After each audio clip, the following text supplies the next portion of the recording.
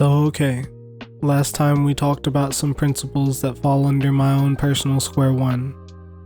We talked about treating children more like people instead of babies, how important it is to learn about yourself, how living for other people is rewarding, and how being honest and open is the key to building a greater world for our future.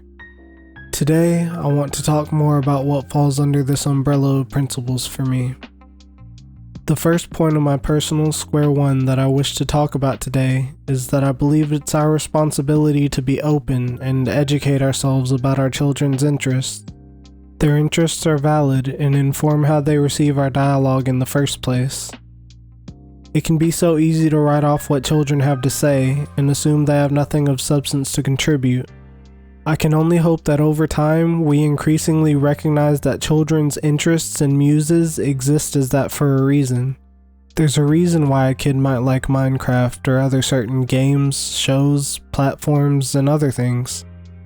Some things that children enjoy actually have a ton of depth to them if you're willing to meet them on their level and ask them about it, or genuinely see if you enjoy the thing yourself.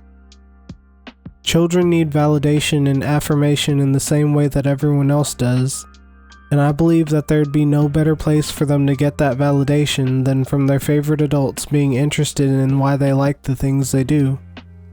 Asking them questions about these things also gives them practice in analyzing and recognizing the things they consume and their feelings about it. In my opinion, to be a good mentor is to know and respect both sides of the coin. There's a natural give and take to any kind of relationship, and that includes different kinds of healthy relationships between an adult and child, especially as the child ages. People naturally want reciprocation and to feel seen, and if they aren't receiving that enough, things start to get messy.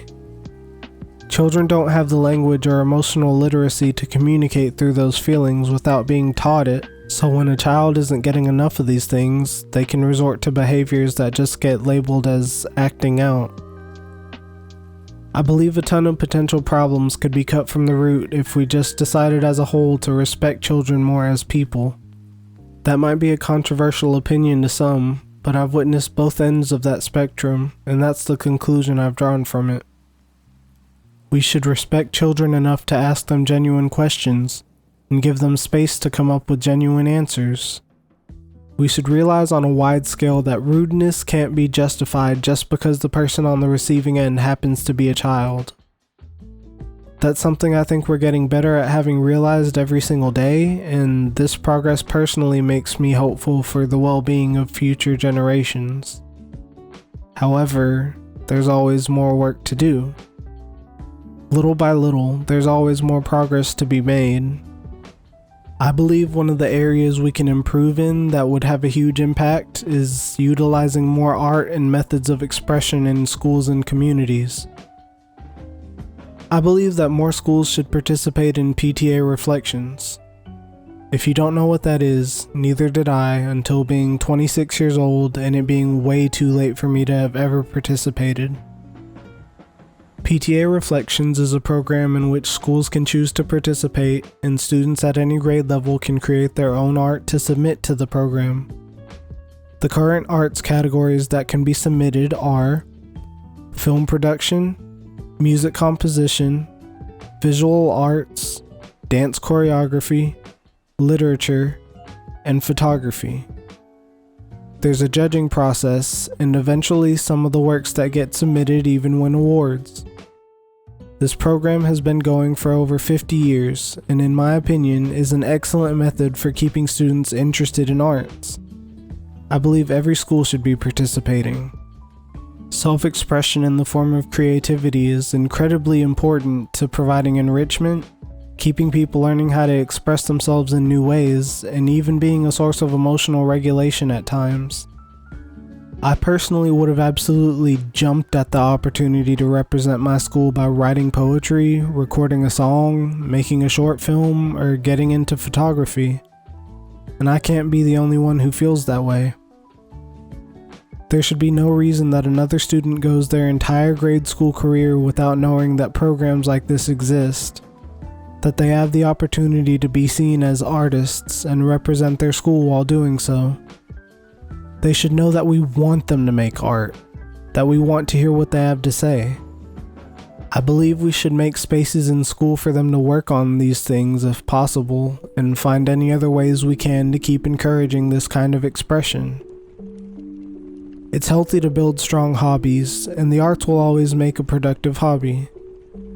One of the ways I think people can make their transition into adulthood a little bit easier is to develop interests during grade school age that remain in their life after turning 18. And what easier thing to take with them than the skill of writing literature, songs, or taking photos when they feel like it. Finding time for following your passions and doing what's on your heart is so important, and the sooner that we build the skill of making time for those things, the better. Another thing I believe should be emphasized and encouraged during the later stages of grade school is financial literacy. It truly is a crisis going into adulthood without the skill of budgeting, or even having a foundational grasp of what personal finance is in the first place. In my case, I was able to learn a system that works well for me before any major catastrophe occurred, but the same can't be said for everyone. There are people out there who don't truly understand the implication of interest rates and that end up buying their first car without this understanding, just to get stuck with tons of bad debt when they could have known better. There are tons of people that end up trapped in horrible financial situations and never climb their way out.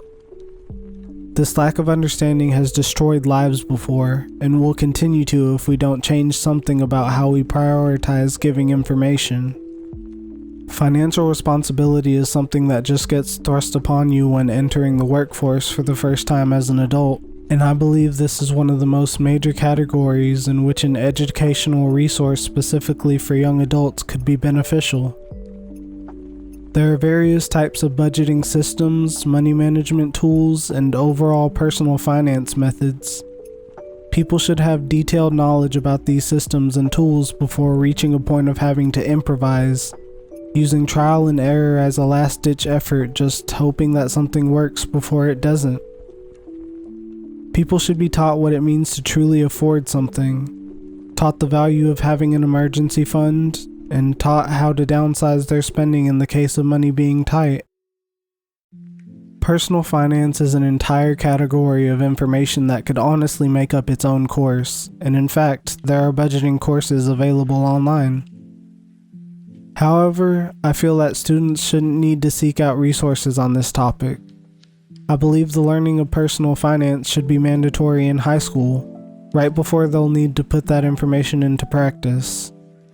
That isn't to say I believe learning should stop with school. In fact, the last point I want to talk about today is that people should have more passion for learning outside of school and outside of childhood. Self-guided learning is incredibly rewarding. It feels amazing to put your time and effort into learning something just because you want to, and this is something I wish more people would do. It's massive wasted potential to not be taking advantage of the resources online and be learning the things you're curious about. Information is only becoming more free every day, and if you can think of it, a resource exists out there for you to learn it, especially if a large community already exists surrounding the topic. If an online community exists for a topic, then usually there will be people willing to point you in the right direction to get started on your learning journey. If you want to learn how to make video games, there are resources for that. If you want to learn how to make music, there's resources for that. If you want to learn strategies to be more productive with your time, there are resources for that.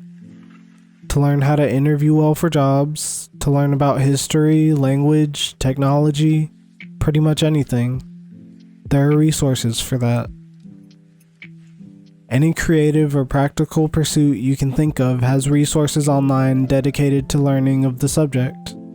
This is something I'm very passionate about putting out there because it seems to me that we often don't use these resources to their full potential. The internet changed the world, but we haven't changed ourselves enough to catch up with it yet. We haven't fully internalized that all of the information we can think of exists in our grasp.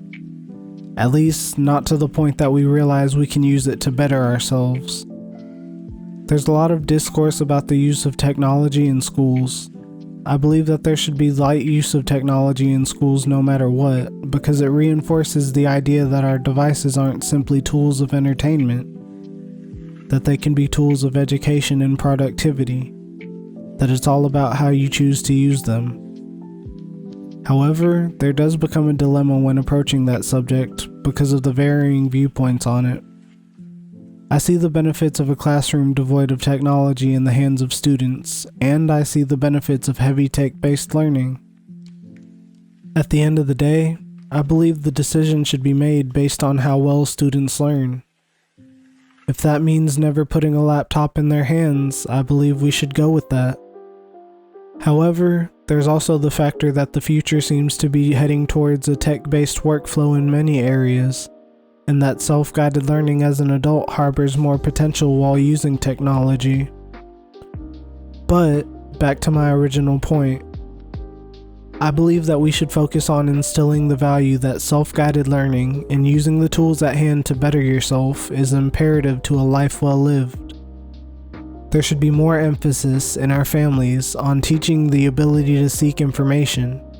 And this all ties back to the point that we should increase our stake in the interests of children. The more you become invested in the interests of children, the more likely you'll see paths of which to help them get practice educating themselves. The more paths you'll see to help them get practice with seeking information, thinking critically, and evaluating what's in front of them. When you meet them on their level, a whole new world opens up that you're suddenly able to explore with them. And that does it for this solo episode. I hope I'm making good points here, and that somebody out there ends up getting something out of listening to these, outside of just the interview episodes I'm making. I definitely feel myself getting slightly better at doing it each episode, which is fun. Hopefully, if you made it to the end, you're interested in reaching out to discuss these topics, and maybe even being in an episode. You can DM me on Instagram or Gmail me at square1.tx, spelled out square1.tx. I hope to hear from you somewhere. Thanks for listening, and remember, all of that is square one.